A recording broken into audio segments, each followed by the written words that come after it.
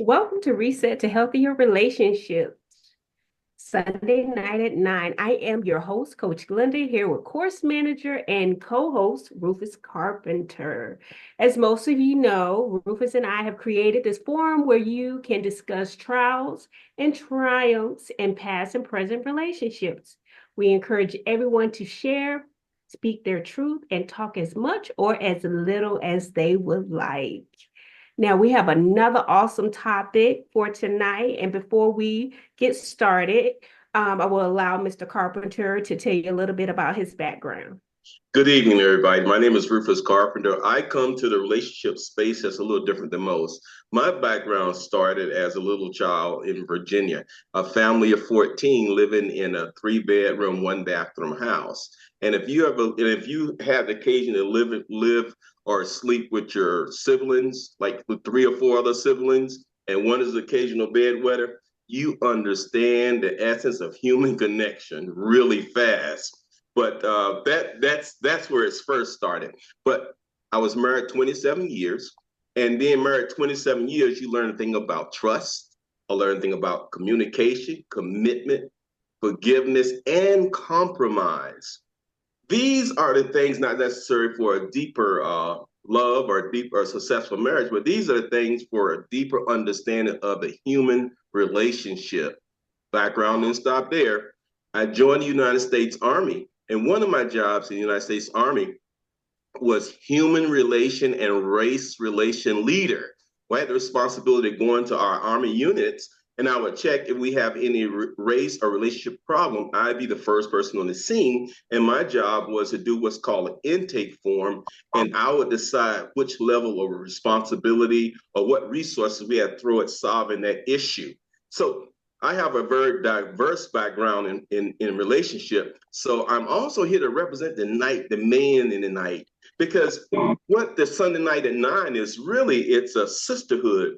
It's like a community forum for like 20 of your girlfriends. And like one of you might have your living room open and you have 20 of your girlfriends in the living room with you. And you guys have decided you guys are going to talk about relationships, open relationships. Normally, you have a topic to talk about, and you talk about that topic, but at the same time, if you have a relationship question that you want to ask or a relationship issue that you're working with, this would be a great forum to bring it out. Because here, you may not be aware the sister beside you, she may be struggling with some of the same stuff you're struggling with, and she may dress it up a little better than you do, and you might think everything is fine, but a lot of times you don't know what goes on between the four walls of somebody's house. So you sharing your truth, you may help unburden another sister or brother in this case. But tonight we're gonna have some fun. We've got a topic, and I had a chance to look under the hood of the topic tonight. It's a real good one. It's a real good one. Glenda? All right. Everyone, tonight's topic is my past, my truth. How sharing your history can build understanding, not invite judgment. All right. Now, I'm just going to ask, I don't know if anybody's going to comment, but did anybody have an opportunity to look at the material for tonight? All right, we got crickets online tonight. Okay. I Yes, did. I did. Okay, who is that? Is that you in okay, all right. Yes, Now, I did. okay, so do you have an idea of okay, all right, thank you, Ava. Anyone wanna, speak on what they think the topic is about, or if they have any comments right out the gate before we dive into the topic and have the discussion?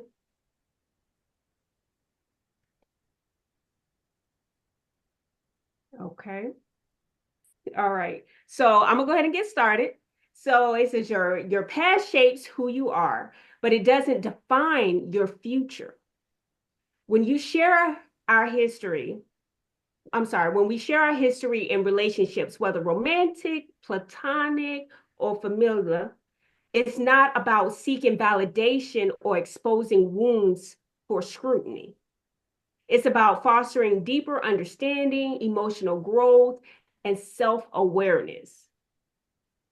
Now, for most women, navigating relationships, opening up about our past can feel a little risky, We fear judgment, rejection, or being misunderstood. But when done with the right intentions and with the right people, sharing your truth strengthens connections, encourages healing, and empowers us to own our stories with pride. Now, I know that I can relate to this, beginning this topic for tonight because, when you're going through your personal trials or your ups and downs in your relationships, you really don't feel comfortable talking to everybody because people are so quick to be over opinionated, judgmental, and what applies to them, or they're good for saying, well, what I would do. Yeah, that's you in that situation, but this is me in my situation.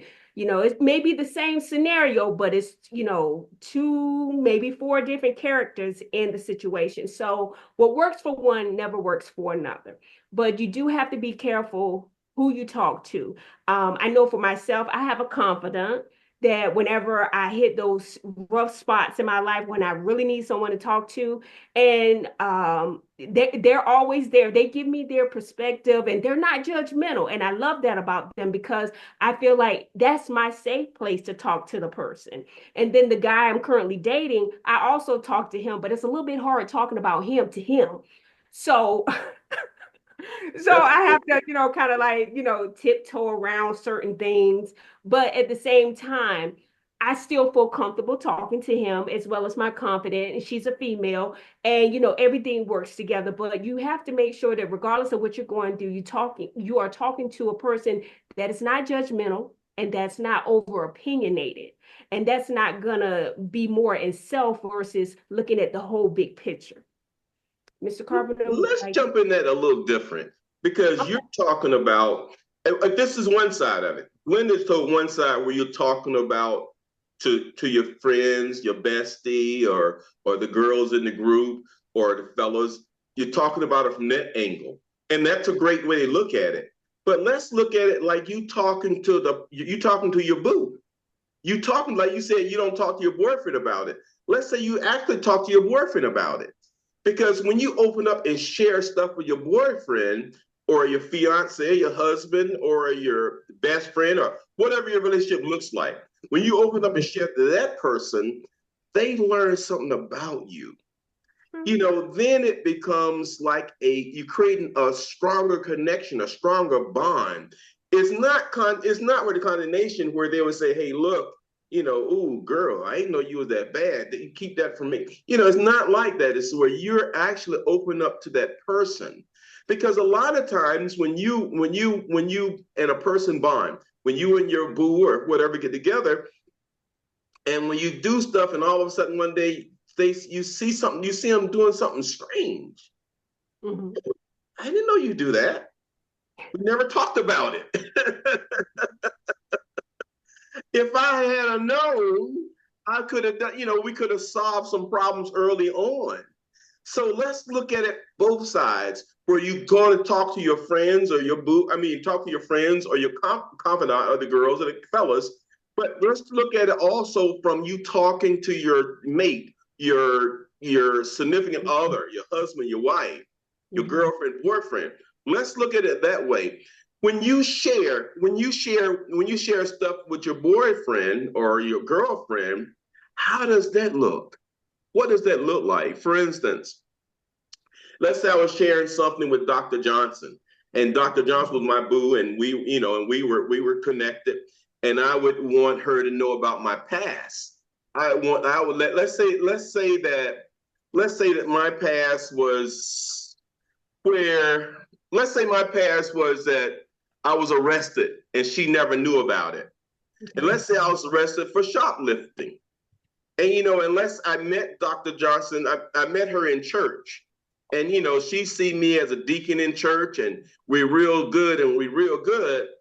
But how would I tell her I was arrested for shoplifting? We're talking one day, and me and her talking, sitting out talking, and she tell me about somebody. You know what? They was caught shoplifting. I don't know how somebody can steal. And I'm right there beside her. So how would I, I'm just using this as a scenario. How would I tell her? I would say, hey, honey, look, let's not condemn Johnny because Johnny stole. Johnny might have some issues that made him steal. He might be hungry, might be laid off, it's all kind of stuff. His baby might be sick or whatever. And she said, why are you taking up for little Johnny? Because I've been in little Johnny's shoes. I was arrested for that. As a matter of fact, I spent 3 years in jail for that. Right. And, then that might have been a deal breaker when we first met. I hope it's not a deal breaker now.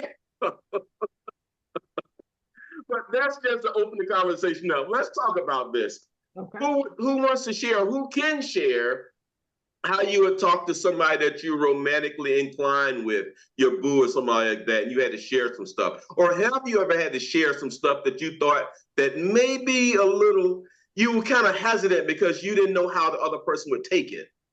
Have anyone other than me been in that situation?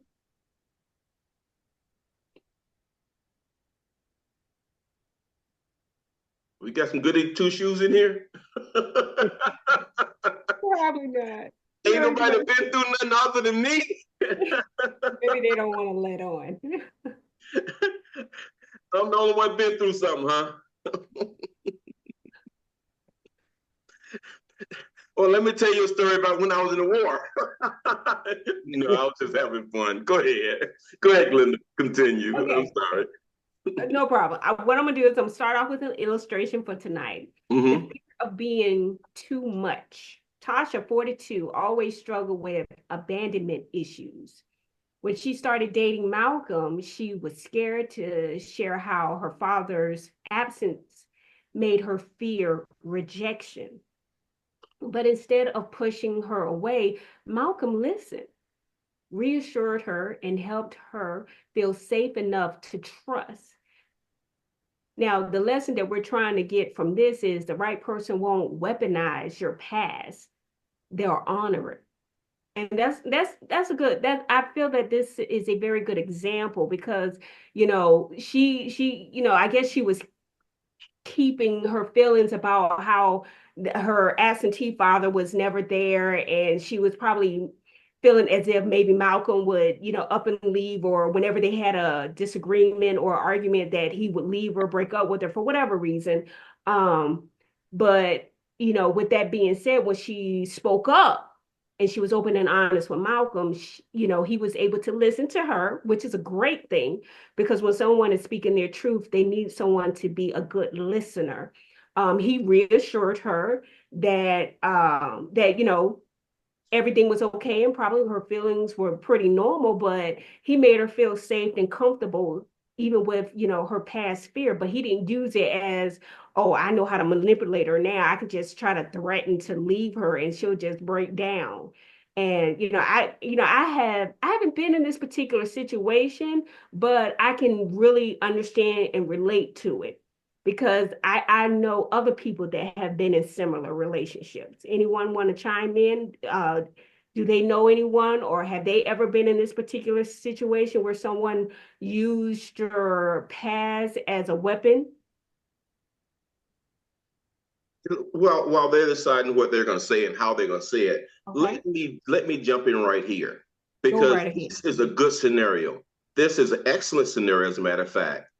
When you guys realize, everybody on this line, I don't think there's nobody in here tonight is under 45, or under, maybe nobody that might not be under 50, but I know ain't nobody under 45 on this line tonight.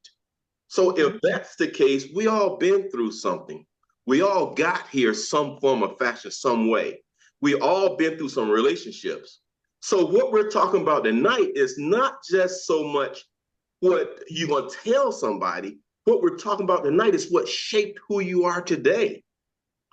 What you went through in your past, the thing we talk about you a share, is what shaped you.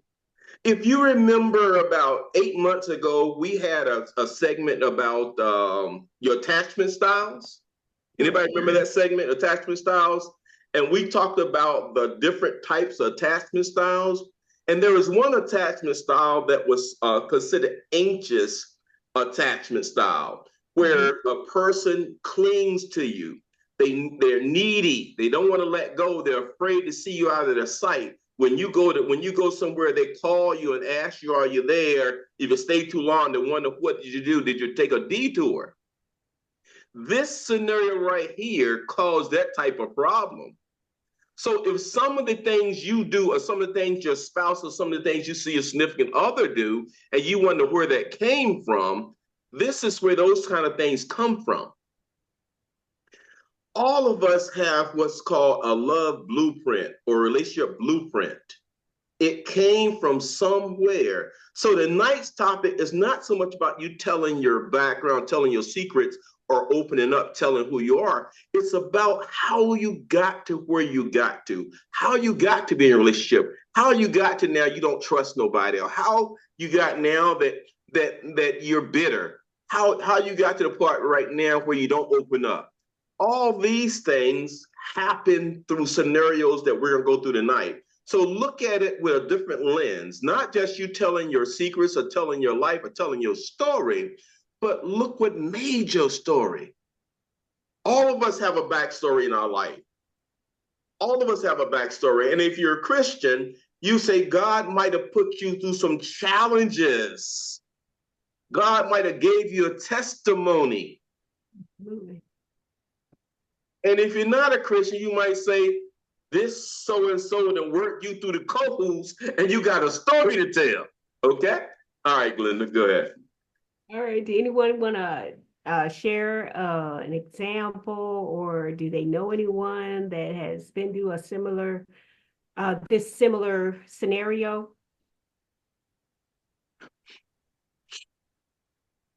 And what this is a building block, ladies and gentlemen. This is a building blocks. A lot of subjects we handle on Sunday night, because Sunday night is a community forum. A lot of things we talk about build upon other sessions we had. These are growing sessions. These are building blocks. There's a reason why we want you to discuss. You're not that we're trying to get in your business, not we're trying to find out what happened in your house. That's not what we're doing. We're looking at the things that made we're looking for where you came from to say where you're going. Right. Now, let's make sure we understand. Your past don't dictate your future. Your choices do. Let's make sure I don't want to confuse you. Your past don't dictate your future, but your past your past show helps you deal with your future. If you learn from it, it's great. If you didn't learn, you're gonna go through the lesson again. Right. Go ahead, Glenda. Well, Rufus, Yes, sir. Glenda, Yes. but I'm gonna start off by saying this because I've been trying to be quiet. You kind of struck a nerve with Why? your testimony. First of all, I'm gonna say it's not what you go through, regardless of how bad or how traumatic it is. It's not what you go through. It's what you learn from what you went through. True. Okay. True. Now, from my past experience, as Glenda said, let me tell you, let me explain it to you. My first marriage, I was married for 18 and a half years. I worshiped the ground she walked on. It was never about me. It was always what you want to do, what you want to eat, or whatever. It was always about the other person because I felt it was my job to please and satisfy who I'm with and my kids. You understand? So in my past, that's what I've always done, and forgot about me and neglected me and my happiness and what I like doing. Now, I went through a second marriage. I kind of started doing the same thing, but not to the extreme. When I divorced the second one, I learned how to love me, which I explained that before. Once I learned how to love me, it reflected back to what I've learned from what I went through. You understand? So now I'm at the point in my life, now that I learned me, I know my worth. I know my values. I know what I want in life. So therefore, with what all I done learned, I done started my third marriage. And if there was any signs of what I went through before that I didn't want to deal with, I would have stopped it from the beginning because I know my worth. I know what makes me happy and what makes me tick. If I know it's not going to work out and I know that's going to be a problem based on my past, I'm not going forward with it.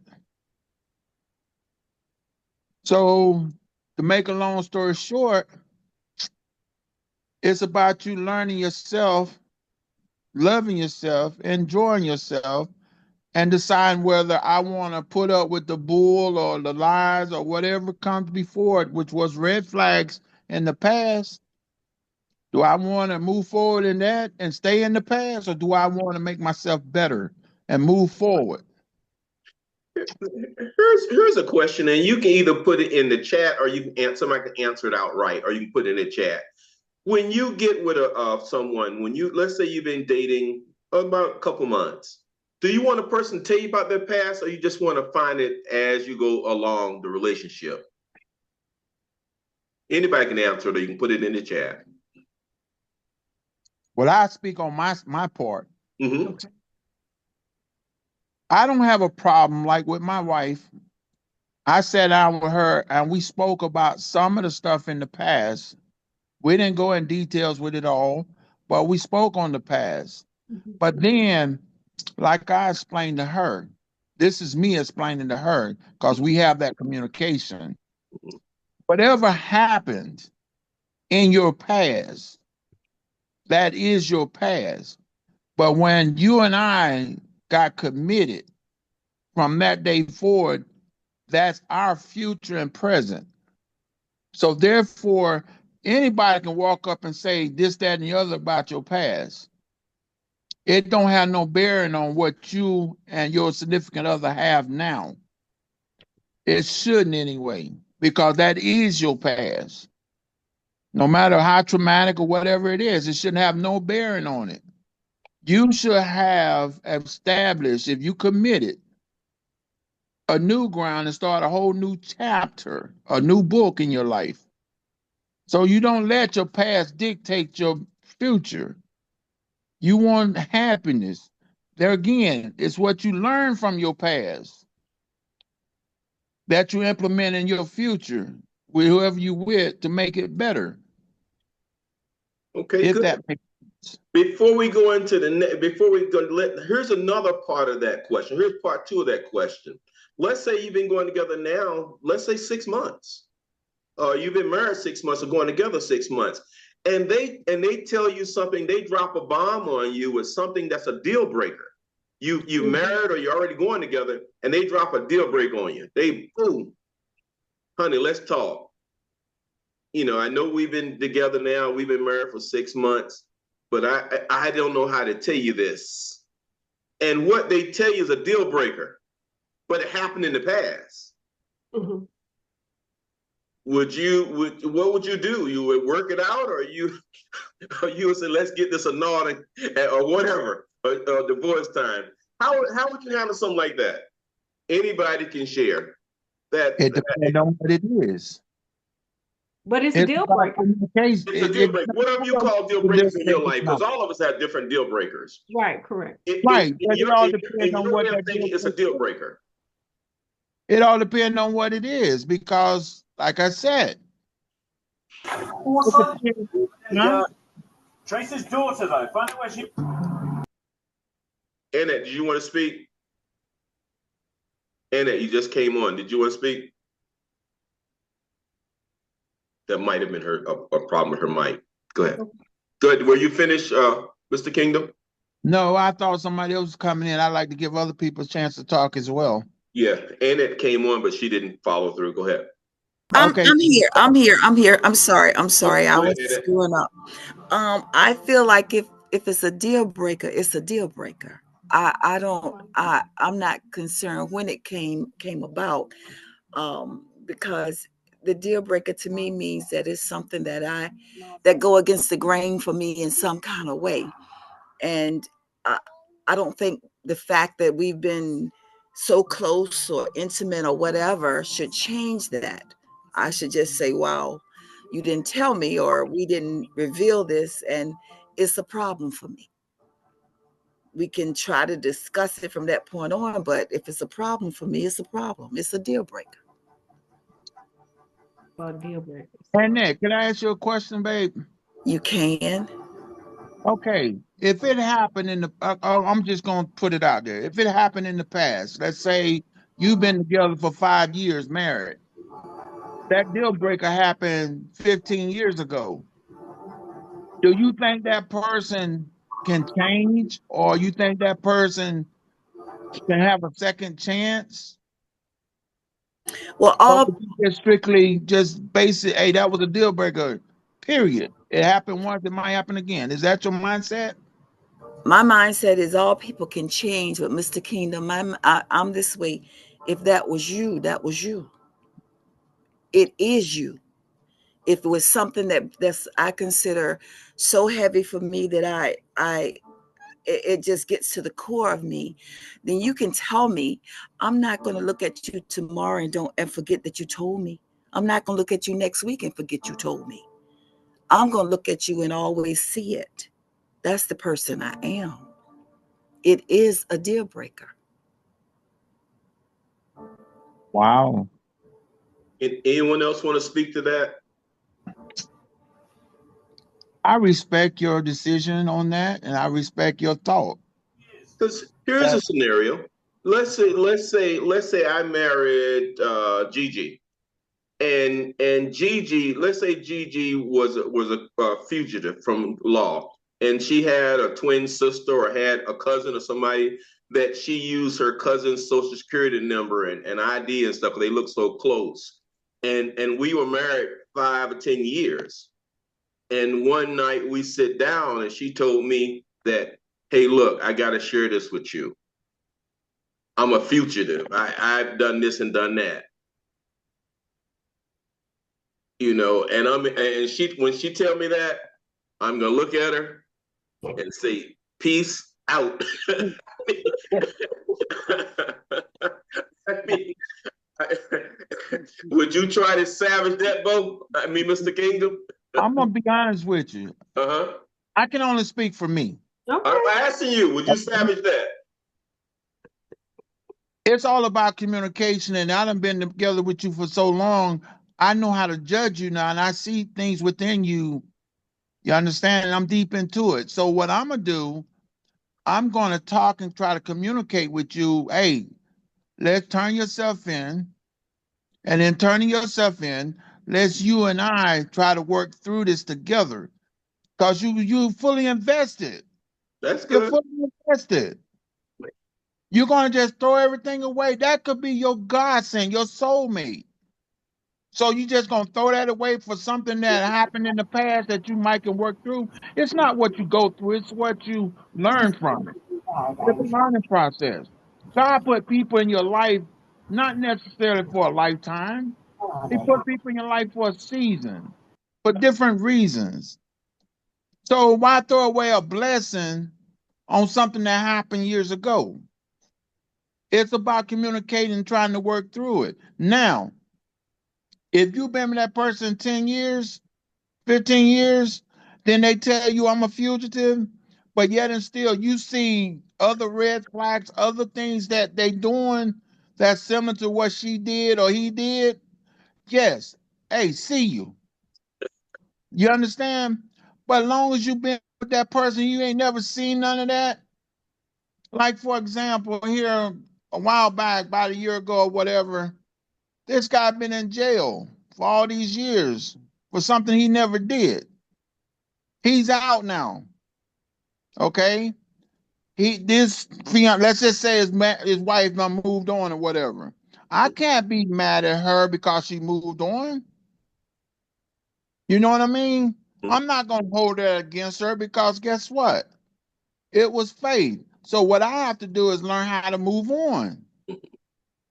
You can't hold nobody accountable for what happened. That's just like you had a bad relationship. So now you done met this decent male or female. I'm just gonna say because I'm not speaking on male or female, so I say male or female. And you got all these walls built up. Now this new person has got to suffer for something you went through in the past. When that's not fair to them, nor is it fair to you. Okay. All right. Do that make sense? Makes sense. Makes You sense. know, to each his own. Well, I'm not mad at you. To each his own. I think somebody else wanted to chime in. Didn't somebody else want to chime in? Who was who could chime in? This is Gigi. Okay, Gigi. I kind of disagree because it doesn't necessarily have to be something that happened in the past. A deal breaker is a deal breaker to me. Mhm. If it's something that I can't see myself dealing with a person, I have to move on. I can't hang around. I don't care what it is. If it's a problem for me, there is nothing within me that's going to make it be right. And that's just how I feel about it. Gigi. Miss Gigi. Yes. I respect that, honestly. But if you've been with a person 10 years and you didn't see no red flags and you happy go lucky, I mean, you're married, let's say you've been married for 10 years and you've been going through it, right? And now all of a sudden they say, hey, this happened to me 10 years before I met you. It was a deal breaker, granted. You done been with this person, y'all all happy and never seen none of that, you still gonna end it. First of all, in the beginning, like I said, gathering information. When you're talking to somebody, you're learning them. So if they have something that they need to let you know in the beginning, that's fine and well. Give me a chance to deal with that up front. Right. But why wait 10 years? Right. And the reason why I brought that up, and then we went into it kind of strong, so we could get in there, because truth tell, when you tell the truth, it fosters a emotional safety in a relationship. It makes the other person feel like, okay, I'm all in. I know things. You told me that. You felt comfortable enough to tell me that. You brought it all out. And when you tell your story to someone, it's more about healing. It's not so much approval. It's about healing. So that's what it is. And a healthy relationship requires understanding, not perfection. Because all of us flawed in some form of fashion. That's how we become human. We all got flaws. Rufus, Yes. Mm-hmm. I want to ask each and every one, I mean, one simple question. If you can go back in your life, would you change anything in your life? That's an easy It's answer. just a Yes. general Yes. question. Yes. Y'all would? Yes. Yeah. Well, Right. I'm gonna tell you about me. I wouldn't change a darn thing in my life, and I've been through a lot. I promise you. I wouldn't change the accident. I wouldn't change none of that. Because at the end of the day, the person that I am today is who everybody loves and respects. If I go back and change something, it changed who I am, which means that person, different people might not like me anymore. They might see me a different way. Mm-hmm. I'm proud of who I am and what I went through. Mm-hmm. Regardless of what happened to me in my past, it made me who I am. So me personally, I wouldn't change a thing. What a blessing. What a blessing. Great. All I can say is what a blessing. Okay, Glenda, number 2. All right. The next illustration, we have healing through storytelling. Lisa, 35, was raised to never discuss personal struggles. She bottled up her past relationship pain, thinking silence was strength. In therapy, she learned that sharing her story with her partner allowed her to heal and not just hurt. Now, the lesson that we're trying to learn from this one is speaking your truth releases shame and builds emotional intimacy. Can anyone relate to that? Yeah, that's interesting. Why you say that? Why do I say that? Yes, sir. Because I've been there and done that, and I've been around people who've been there, done that. Okay. And that silent treatment could either make you or break you. In my instance, it hurt me because when you hold stuff in for so long, it's like dropping a drop of something in a cup. Being silent, something might be bothering you. Or let's say I keep tapping on your shoulder and I don't tell you that that irritates the shit out of me. Excuse my French, I'm sorry. Okay. If I don't tell you it irritates me and you keep tapping, sooner or later it's gonna get me at that point where my cup runneth over and I'm gonna lash out about it. Mm-hmm. You know what I mean? So you have to learn how to speak up and not just keep it all inside. I know you like to respect other person's feelings and all that, but it's not what you say, it's how you say it. Correct. So I feel that it's not fair to you or your companion or whoever you with or friendship to hold it in and be silent. If you don't speak to them, then you need to speak to someone to relieve that. Correct. Okay. Any more things about part two of that her second scenario before we go to third scenario? Anyone else? Anything? I think in relationships, I think people tend to be more withdrawn to bring out their selves to people. I think it takes a lot. It takes a lot of trust for them to truly communicate. They say, I believe people say certain things up to a point, and that depends on what they have gone through. Sometimes people could have gone through what could be sort of like mild things, minor things that they think might be the great thing, but you got everybody, we got degrees of what a person go through. And some people may feel like their experiences are so great, they don't know how to reveal it to someone, or they won't reveal it because they themselves are still dealing with it inside themselves. They're unable to release it. Right. So they might feel like it's not how you're going to judge them or what you're going to do or say. It's just that they can't bring it out to you. They might want to, but when they're in a relationship, when they feel so comfortable or so at ease that they can bring out the innermost worst thing or the innermost whatever, that is when they truly trust someone. And then they could feel like if they let that trust out to you and they do, what are you going to do with it? How are you going to handle them after this? Are you going to later one day down the road throw it in their face? Or maybe they could be later down the road, later in life, and say, well, you did this. Remember you told me that? It's a thing to be able to reveal your I say your truth, your true truth to someone. As much as I think I'm an open book, and I am, there's still some things I won't say. There's some things that's gonna go to me to my grave with me that ain't nobody gonna know but me.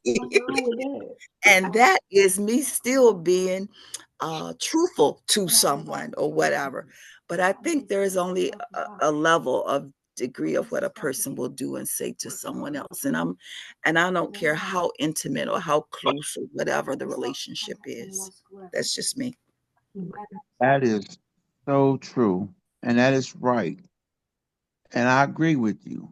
But to add to that, when we live our lives, there's always going to be some type of secrecy that we all going to have at some point in time. Okay?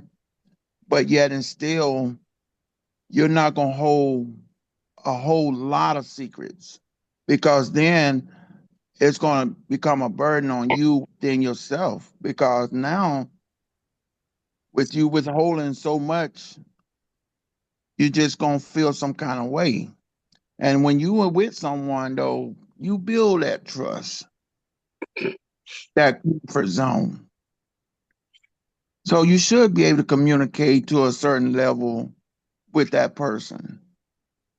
Not saying you got to go and just blab everything, because me, myself, my life's open book. I don't mind telling you anything.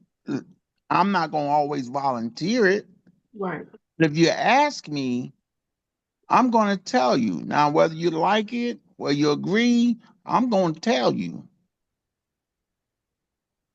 And I'm going to try to move on.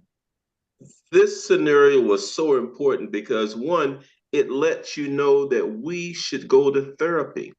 All things can't be solved here on this Sunday night at 9. Some things you need professional help. You need a therapist or psychiatrist or someone to help you sort some of this stuff out. Because some of the stuff we deal with is tougher than us.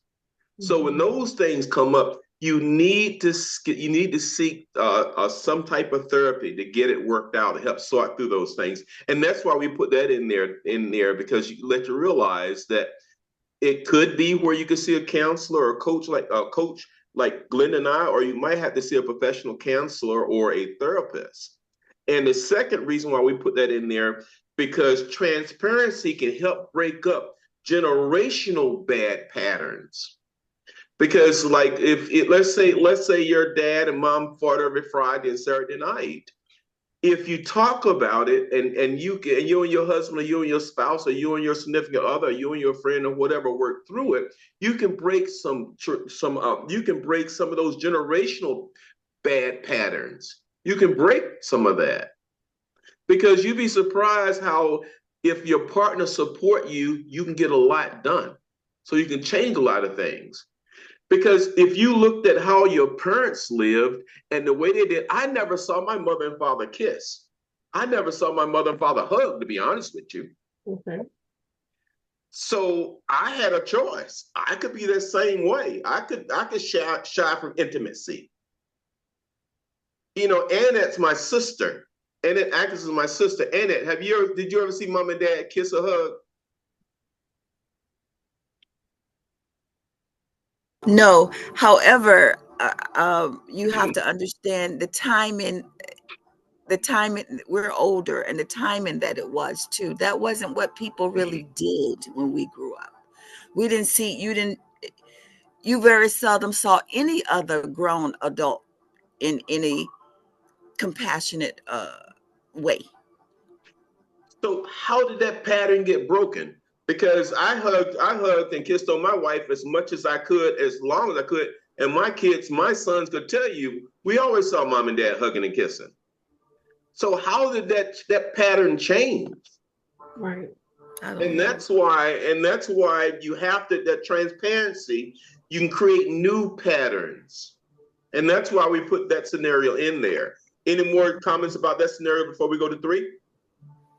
Well, let me say this real quick, Rufus. Mm-hmm. Okay.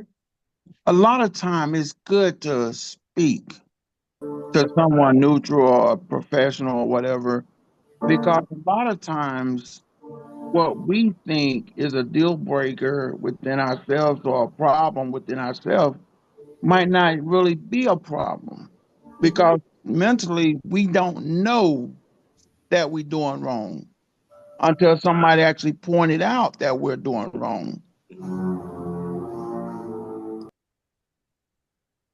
A lot of us, I mean, okay, Rufus, you and I are close friends. Yes. I might want to one day be around you and I might say something to offend you.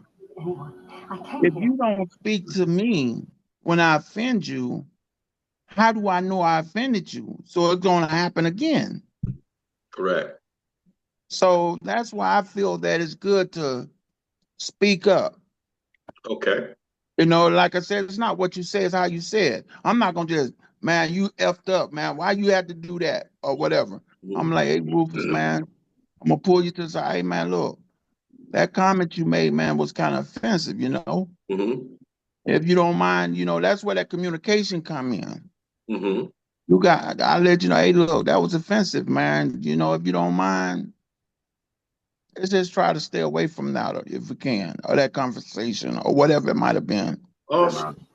Awesome. Um, Go ahead. you know, I think a good practice for me and maybe for others is to be able to accept someone giving you their truth, unjudgmental. Because like I can find that sometimes I can talk to a stranger and give them more of a true me than an acquaintance. It's like, because I don't feel whatever they think of me matter. It's unjudgmental. I feel like that's an unjudgmental zone, where in someone that I'm familiar with or that I care about or I love or know me, that's a judgmental zone.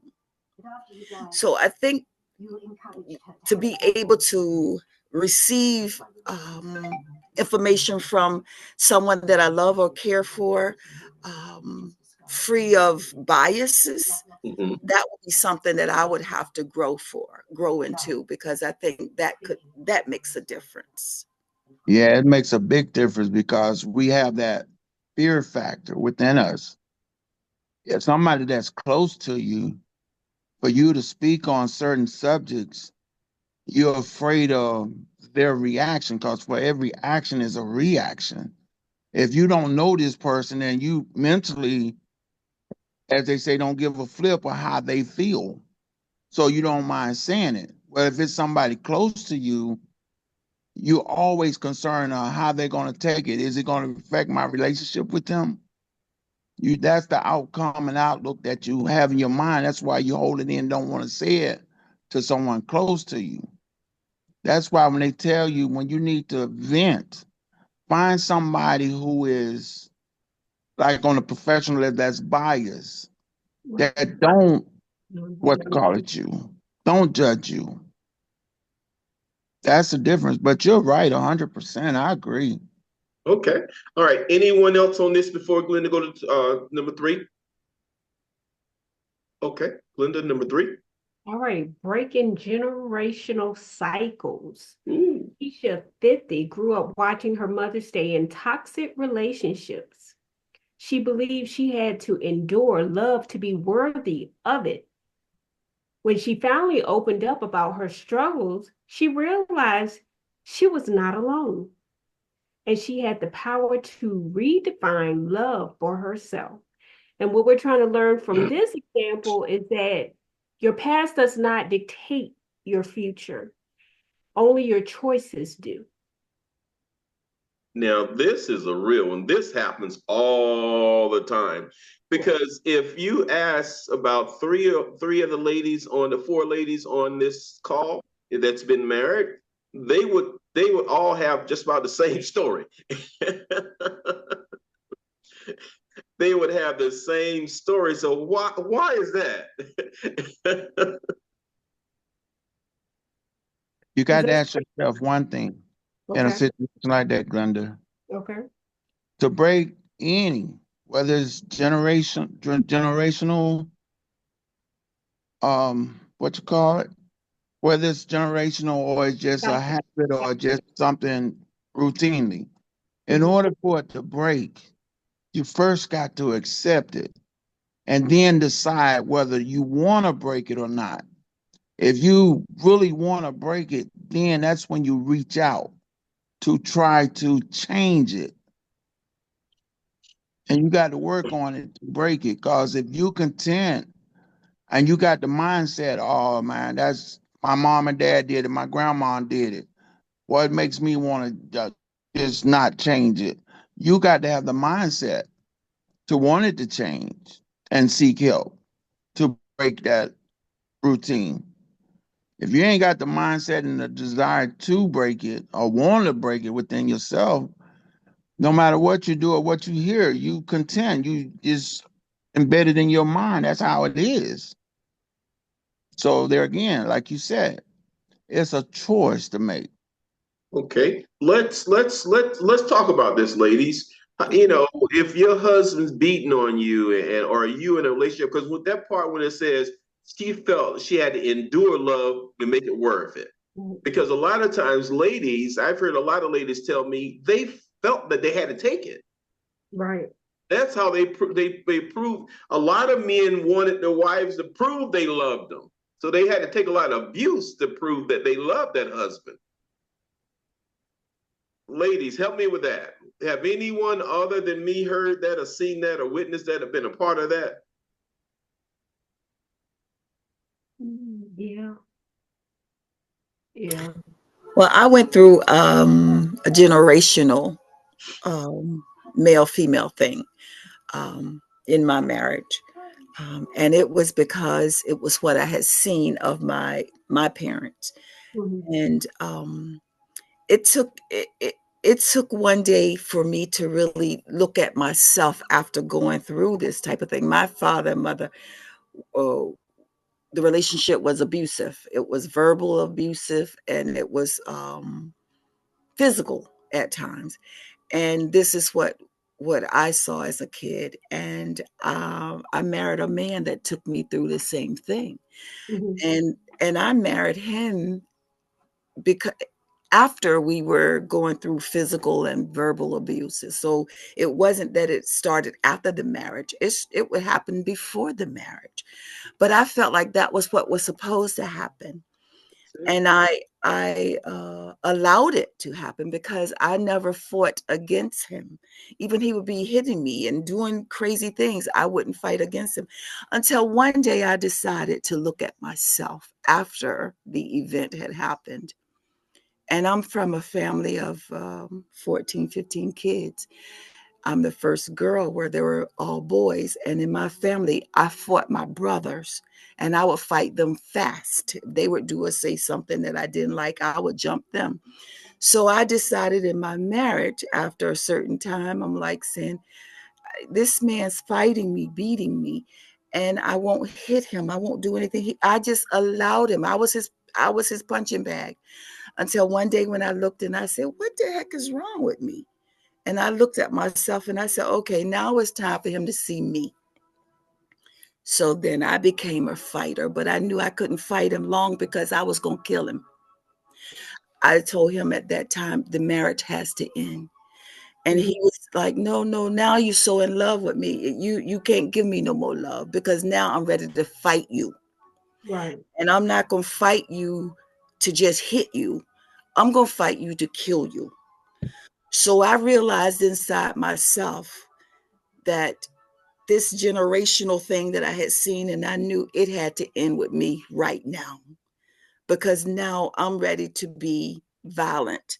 And my violence wasn't going to be that you were going to hit me a second time, you're going to hit me a third time. You was going to hit me no more because I was going to take you out. So it took me to look at myself. I looked at my female friends and I saw how they looked beautiful and how none of them was carrying the scars of what I was going through. And I was working, making same monies they was making and had the ability to do what they were doing. But I'm wearing scars of this, looking like this, all because of this person just chose to do this to me. Well, that allowed me to break that generational curse for me. And I have daughters. And I tried to make sure that they understood that too. However, my older daughter was beginning to follow in my footsteps too, because it was with her father. So I saw her going through the same thing. And I told her, I said, girl, you got to stop this. This can't happen. Right. So I'm one to say that it's tough to do it, but it takes something inside of that person to make a change. Goes back to what I said. Everybody that's living in this world, when you get sick and tired of being sick and tired, you're gonna change it. I can't tell you how you'll change it, but you will change it. Yeah. Because when you get sick and tired of being tired, sick and Yeah. tired, there's time for a change and you will change it because that's when that cup's run over. That's right. That's when your back is up against the wall. All right, Linda, give us the last scenario and then we're going to wrap this up because we're coming very close to time to go home. So give us a last scenario and then we'll let someone that hasn't talked tonight. Annette can't talk, Keenan can't talk, I can't talk. Ask me somebody that hasn't talked tonight talk. All right, go ahead, Glenda. Okay. That's a good way of saying shut up. I told me too. Okay, the Go power ahead. of boundaries. Yeah, The me, you, and power, Andy gotta shut up. Go ahead. okay, the power of boundaries. Danielle, 38, had been burned by friendships that took more than they gave.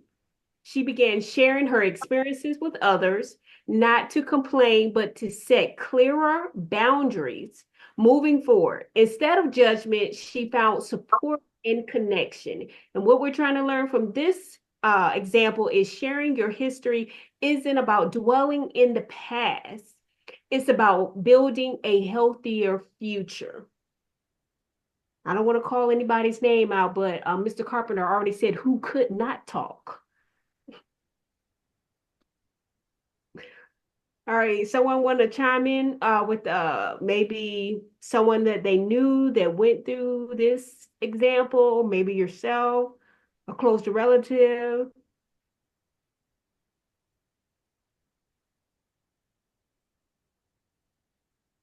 Mm, You can't talk, Kingdom. mm.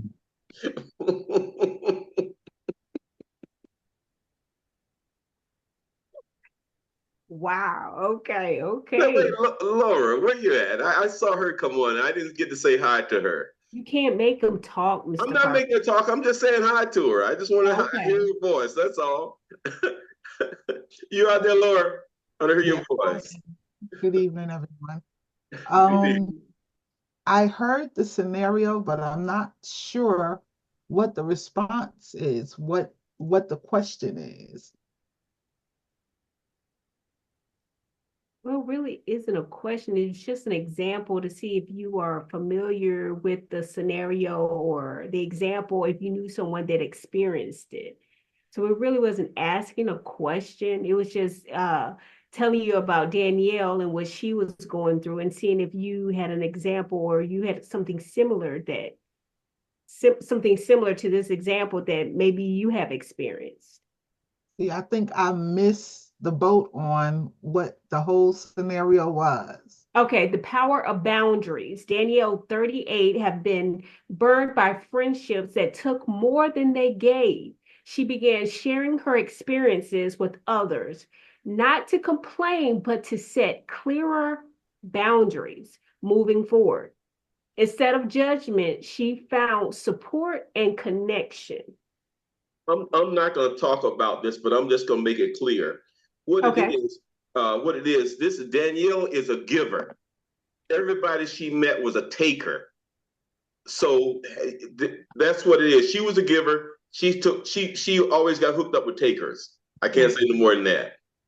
Okay, I can respond now Okay. intelligently. Okay. Okay.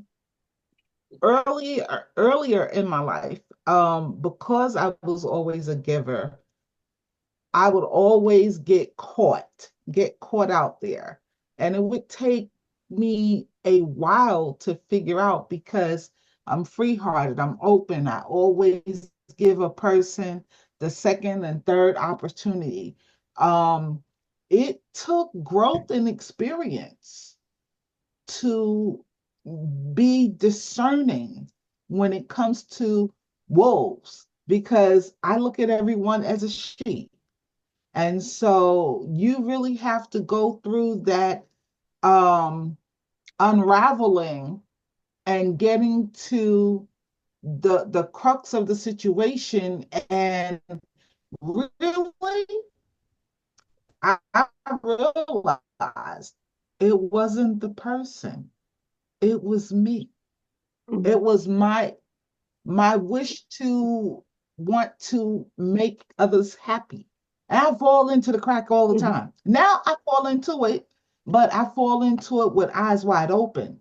It's a whole different Right. story when you fall into it and you have no clue.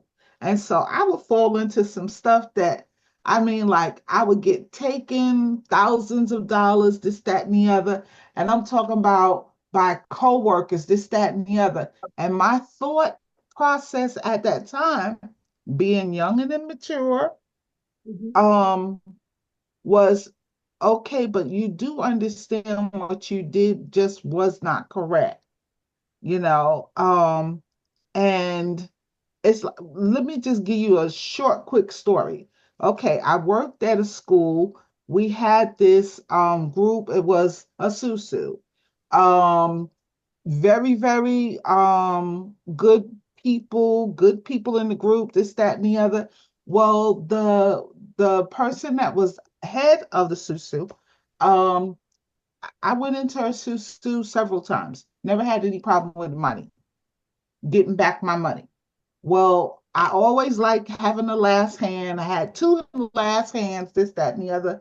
And at one point, the last time, she took my money and used it to pay for her daughter's wedding.